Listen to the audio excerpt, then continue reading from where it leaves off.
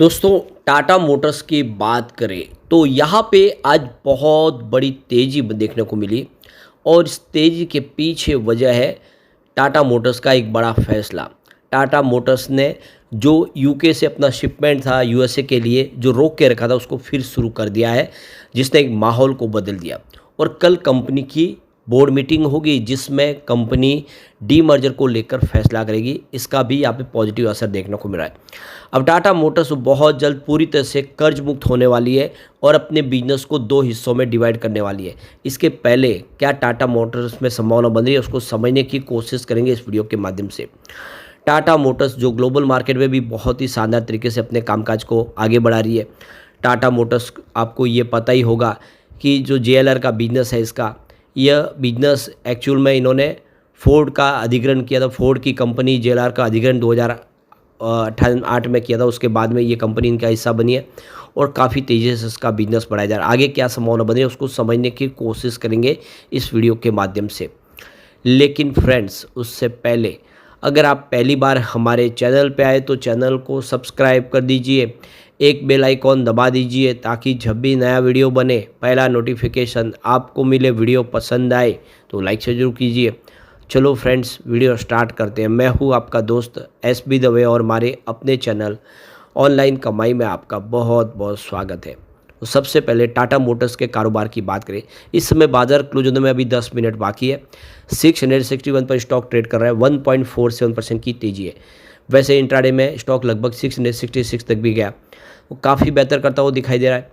और यहाँ पे देख सकते हो तो यहाँ पे ट्रंप के ऐलान के बाद लगातार स्टॉक गिरा था और इस शेयर में अब तेज़ी देखने को मिली। तो टाटा मोटर्स के शेयर में आज जो तेज़ी बनी लगभग 2.5% के आसपास इंट्राडे में हाई पर पहुंचा, उसकी वजह है कि टाटा मोटर्स के luxury car brand Jaguar land rover ने फिर से अमेरिका को कारों की शिपमेंट शुरू कर दी है।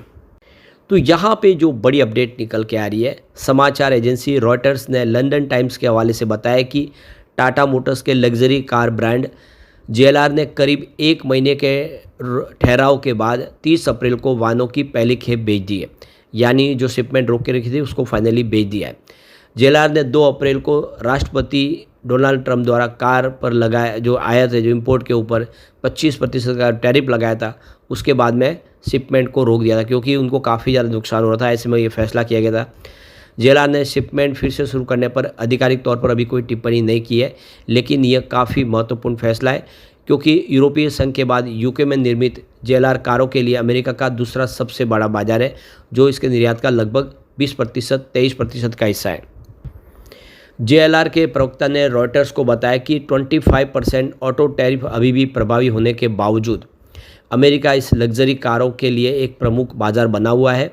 बयान में कहा गया है कि जैसा कि हम अपने व्यापारिक साझेदारों के साथ नए अमेरिकी व्यापार नियमों को संबोधित करने के लिए काम कर रहे हैं, हम अपनी योजनाबद्ध अल्पकालिक कार्रवाइयों को लागू कर रहे हैं क्योंकि हम अपनी मध्य से दीर्घकालिक योजनाओं को विकसित कर रहे हैं। हम मई में अपने पूरे साल के परिणामों पर एक और अपडेट देंगे। राष्ट्रपति ट्रंप ने क्रेडिट और अन्य राहतों के उपायों के साथ ऑटो पार्ट्स पर टैरिफ में ढील दी थी।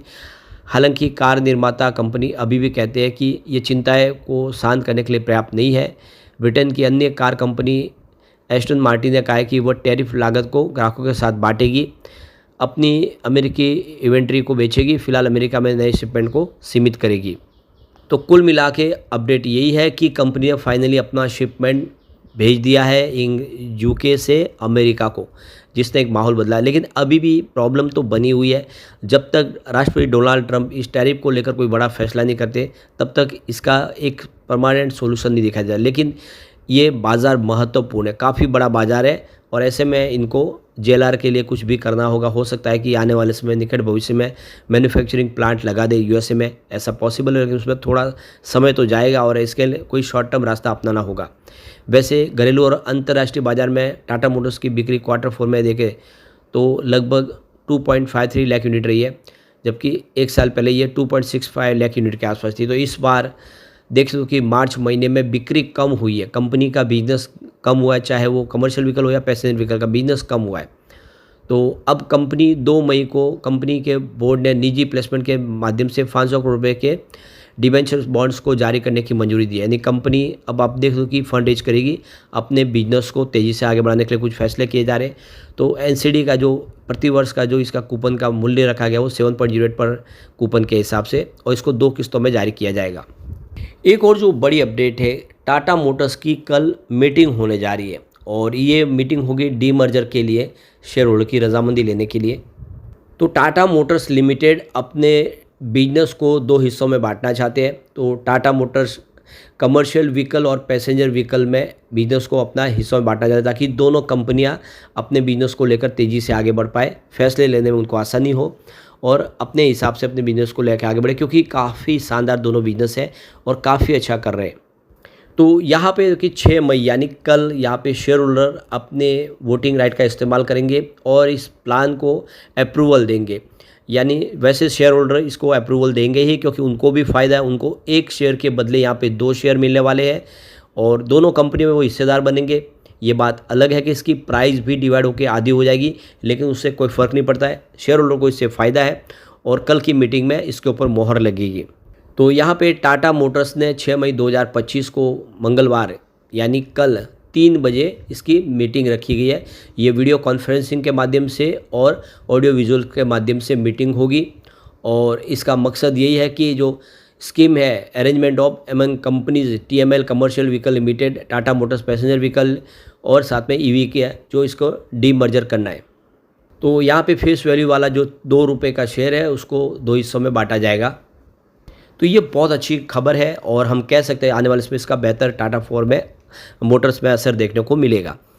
अब यहाँ पे अगर हम बात करें टाटा मोटर्स के दूसरी पेयर कंपनियों की तुलना में ये स्टॉक कहाँ पे बैठता है, तो हम देखें तो इसकी पेयर कंपनियों की तुलना में ये मार्केट कैप के लिहाज से सबसे बड़ी कंपनी है। टाटा मोटर्स का जो मार्केट कैप है वो यहाँ पे देखो कि करीब 2,43,613 करोड़ के आसपास है और इसकी प्राइस 661 की और इसका पी रेशियो 7.67 का है, सिंगल डिजिट में पी है।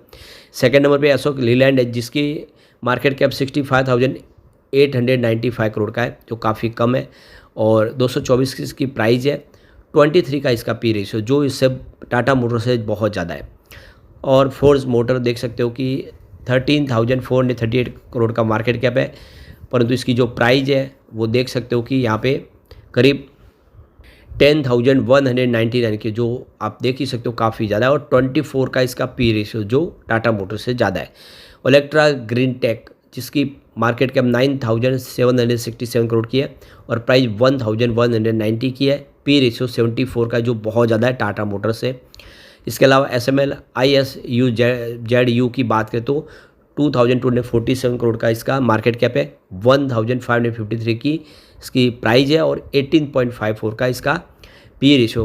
दूसरी कंपनियों के मुकाबले इसका पी रेशियो बहुत ही ज़्यादा हाई है। तो ये क्लियरली समझ सकते हो कि टाटा मोटर्स इस मामले में सबसे शानदार स्टॉक आपको दिखाई देगा। अब यहाँ पे इसकी हम सेल्स ग्रोथ के अगर आंकड़े देखें, 10 ईयर के हिसाब से सेल्स ग्रोथ 7% था, जो 5 ईयर के हिसाब से बढ़ के 8% हुआ। 3 ईयर के हिसाब से ये 21% तक पहुँचा। इस TTM 5% है, यानी पिछले कुछ सालों में अगर आप देखें तो फिर से सेल्स ग्रोथ थोड़ा सा नीचे आया है। प्रॉफिट ग्रोथ देखें तो 10 ईयर के हिसाब से 8% था, 5 ईयर के हिसाब से बढ़ के 93% पहुंचा, 3 ईयर के हिसाब से 128% पहुंचा, तो इस TTM 58% है, यानी प्रॉफिट ग्रोथ भी काफ़ी अच्छा है, लेकिन इस समय थोड़ा कम हुआ है। स्टॉक का CAGR 10 ईयर के हिसाब से 2% है, 5 ईयर के हिसाब से बढ़ के 51% हुआ, 3 ईयर के हिसाब से 17%, तो इस TTM 1 ईयर के हिसाब से देख दो -36% है। रिटर्न ऑन इक्विटी 10 ईयर के हिसाब से 9% है, 5 ईयर के हिसाब से 6%, 3 ईयर के हिसाब से 15% है और लास्ट ईयर 49% है। ओवरऑल आप देख सकते हो कि इसमें अब उम्मीदें काफ़ी दिखाई दे रही है। इसका कैश फ्लो निगेटिव था मार्च 2023 में 6,272 करोड़, जो इस समय मार्च 24 में 8,128 करोड़ पॉजिटिव है और जल्द ही कंपनी पूरी तरह से कर्ज मुक्त होगी। ऐसे में एक बहुत अच्छा मौका दिखाई दे रहा है इस डीमर्जर के पहले। लेकिन फ्रेंड्स, कोई भी इन्वेस्टमेंट करने से पहले अपने फाइनेंशियल एडवाइजर से एडवाइस ले ले या अपना खुद का रिसर्च करें, क्योंकि मैंने वीडियो आपके एजुकेशनल पर्पज़ के लिए ही बनाया। वीडियो पसंद आए तो लाइक से जरूर कीजिए और चैनल को सब्सक्राइब कर दीजिए। Thank you friends.